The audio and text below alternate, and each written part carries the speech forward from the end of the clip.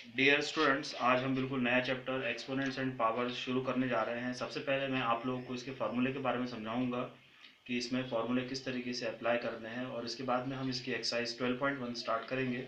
देखिए, सबसे पहले आप इसके फार्मूले को समझ लीजिए। अब मैं आपको इसके फार्मूलेस के बारे में समझाऊंगा।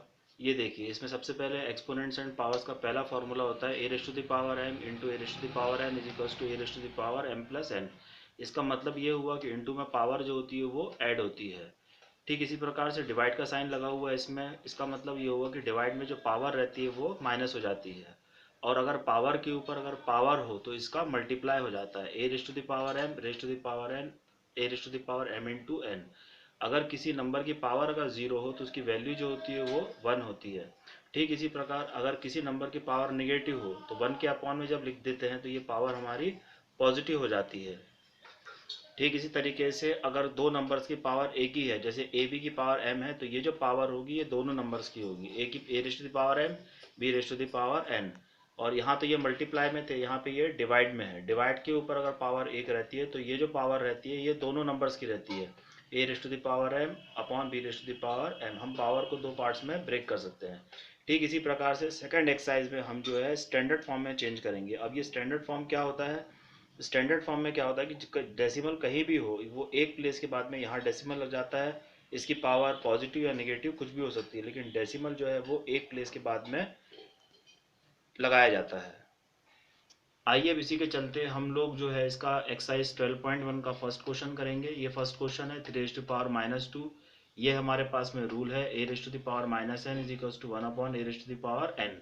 अब ये नेगेटिव पावर है, जब वन के अपॉन में ले आएंगे तो ये पावर पॉजिटिव हो जाएगी। अब थ्री स्क्वायर का मतलब क्या होगा? Three into three, three three जा नाइन, वन बाय नाइन इसका आंसर आ गया। ये इसका फाइनल आंसर रहेगा।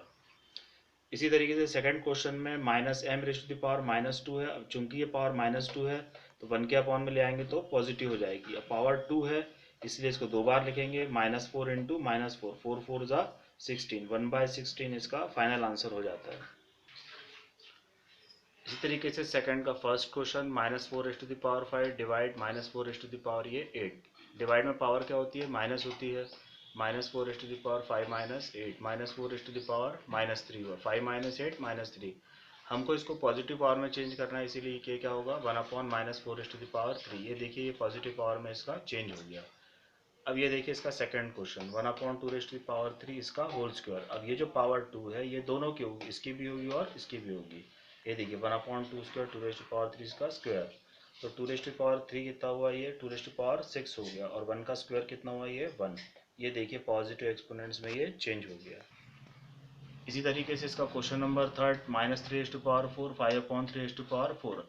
इस पावर फोर दोनों की है तो अपन इसको इस तरीके से लिख सकते हैं बाय रूल से, minus three into five upon three इसकी पावर फोर।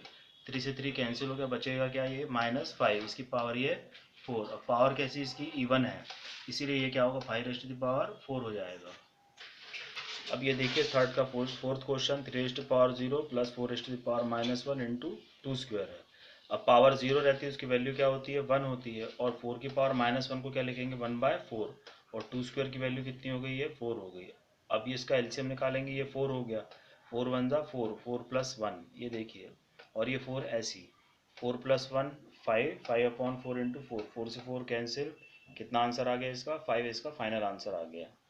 अब इसी तरीके से इसका सेकंड क्वेश्चन है, इसकी पावर माइनस वन, इसकी power minus one divide by ये इसकी पावर माइनस टू है।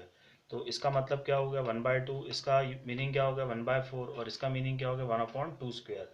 ये हो गया one by eight divide by two का स्क्वायर हुआ फोर। अब डिवाइड में जब रहता है तो ये क्या होता है? रेसिप्रोकल हो जाता है, वन बाय फोर का हो जाएगा four by one, four one दा फोर, फोर टू ज़ा एट। ये कैंसिलिंग हो गया, वन बाय टू इसका फाइनल आंसर आ गया।